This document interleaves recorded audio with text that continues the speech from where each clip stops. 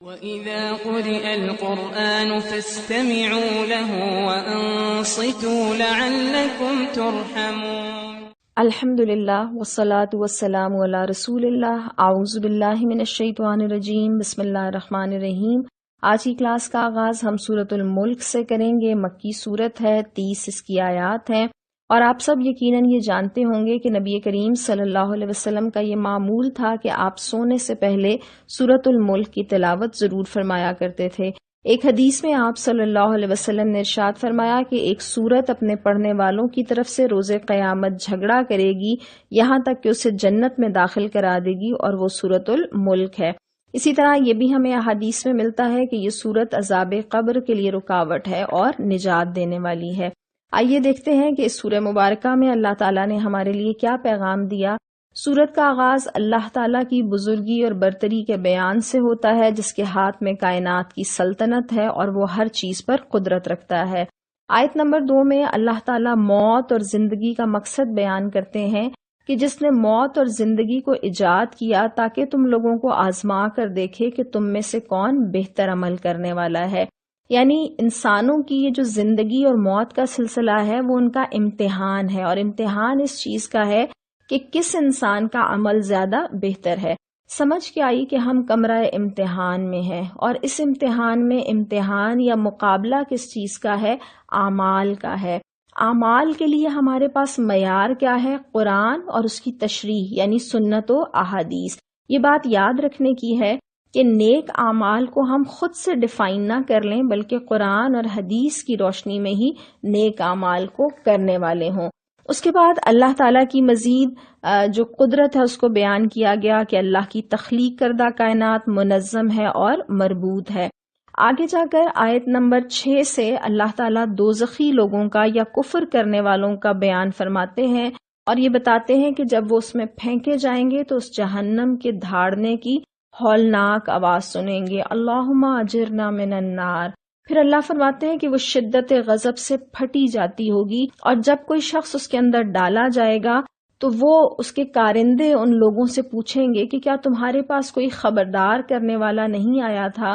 وہ جواب دیں گے، ہاں خبردار کرنے والا ہمارے پاس آیا تھا، مگر ہم نے اسے جھٹلا دیا، کہا کہ اللہ نے کچھ بھی نازل نہ کیا، اور جو ہمارے پاس ہدایت لے کر آئے تھے ہم نے انہیں ہی کہا کہ تم بڑی گمراہی میں پڑے ہوئے ہو۔ اور پھر وہ حسرت سے کہیں گے کہ کاش ہم سنتے یا سمجھتے تو آج اس بھڑکتی ہوئی آگ میں شامل نہ ہوتے۔ اللہ تعالیٰ فرماتے ہیں کہ وہ اپنے قصور کا اعتراف خود ہی کر لیں گے۔ آیت نمبر 12 بہت اہم ہے، جس میں اللہ تعالیٰ فرماتے ہیں کہ جو لوگ بے دیکھے اپنے رب سے ڈرتے ہیں یقیناً ان کے لیے مغفرت ہے اور بڑا اجر ہے۔ یہی دراصل اصل امتحان ہے کہ اللہ پر بغیر دیکھے ایمان لایا جائے اور اس سے ڈرا جائے۔ جب پردہ غیب میں ساری چیزیں ظاہر ہو جائیں گی تب ایمان کا مطالبہ ہی نہ کیا جائے گا، کیونکہ تب امتحان ختم ہو جائے گا۔ اللہ فرماتے ہیں کہ تم خواہ چپکے سے بات کرو یا اونچی آواز سے بات کرو، وہ جاننے والا ہے، اس لیے کہ وہ لطیف ہے اور خبیر ہے، اور وہ سینوں کے حال بھی جاننے والا ہے۔ اور اس کے بعد اللہ تعالیٰ یہ بھی ارشاد فرماتے ہیں کہ اللہ تعالیٰ انسانوں کو چاہے تو آسمان سے طوفانی ہوا بھیج کر ہلاک کر سکتا ہے۔ اگلی آیات میں اللہ تعالیٰ منکرین آخرت اور منکرین توحید سے مباحثہ فرماتے ہیں کہ وہ جو رحمان ہے اس کے علم اور قدرت کو سمجھنے کے لیے آسمان پر اڑتے پرندوں کو پر پھیلاتے اور سکیڑتے ہوئے دیکھ کر عبرت حاصل کرنا چاہیے۔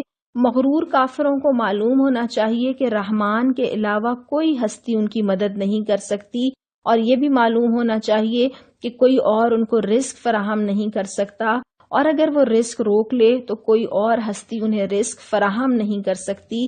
پھر اللہ تعالیٰ فرماتے ہیں کہ کیا زمین کی طرف دیکھنے والا مادہ پرست اور توحید پر صراط مستقیم پر گامزن شخص، کیا یہ دونوں برابر ہو سکتے ہیں؟ اور اللہ فرماتے ہیں کہ انسان کی سماعت اور انسان کی بصارت اور انسان کو عقل دینے والا خالق اللہ ہی ہے، اور اسی کا شکر کرنا چاہیے۔ پھر اللہ فرماتے ہیں کہ جس اللہ نے انسانوں کو زمین پر پھیلایا ہے وہی روز قیامت انہیں جمع کرے گا، اور نبی کریم صلی اللہ علیہ وسلم کا کام قیامت کا وقت بتانا نہیں بلکہ اس کی آفت سے خبردار کرنا ہے۔ اور روز قیامت انکار کرنے والوں کے چہرے سیاہ ہوں گے۔ پھر اللہ تعالیٰ یہ بھی ارشاد فرماتے ہیں کہ ان کو یہ بتا دو کہ اگر اللہ تعالیٰ نبی کریم صلی اللہ علیہ وسلم اور صحابہ کو ختم کر دے یا ان پر رحم فرمائے تو یہ اللہ کا معاملہ ہے، تو لیکن اس کی کیا ضمانت ہے کہ اللہ کافروں کو عذاب علیم سے دوچار نہیں کرے گا؟ تو رسول صلی اللہ علیہ وسلم کو گمراہ کہنے کے بجائے ان منکرین کو اپنی فکر کرنی چاہیے، اور اہل ایمان اللہ پر ایمان لا کر اسی پر بھروسہ کرتے ہیں، کسی اور ہستی پر بھروسہ نہیں کرتے۔ بہت جلد فیصلہ ہو جائے گا کہ نبی صلی اللہ علیہ وسلم غلط راستے پر ہیں یا مشرکین مکہ تم کھلی گمراہی میں مبتلا ہو۔ اور آخری آیت میں اللہ تعالیٰ توحید کی ایک اور دلیل پیش کرتے ہیں کہ کافر ذرا یہ غور کر لیں کہ اگر اللہ تعالیٰ زمین میں پانی کی سطح نیچے کر دے تو اور کون سی ہستی ہے جو انہیں صاف شفاف پانی فراہم کر سکتی ہے؟ وہ تو اس نتیجے پر ان کو پہنچنا چاہیے کہ اللہ رب بھی ہے اور قدرت کامل رکھنے والا بھی ہے۔ ایک حدیث کے ساتھ اس سورہ مبارکہ کا اختتام کرتے ہیں کہ نبی صلی اللہ علیہ وسلم نے فرمایا، دنیا پیٹھ پھیر کر جا رہی ہے اور آخرت سامنے آ رہی ہے، ان دونوں میں سے ہر ایک کے چاہنے والے ہیں، بس تم آخرت کے چاہنے والے بنو اور دنیا کے چاہنے والے نہ بنو، کیونکہ آج تو عمل کا موقع ہے اور حساب نہیں، اور کل حساب ہوگا۔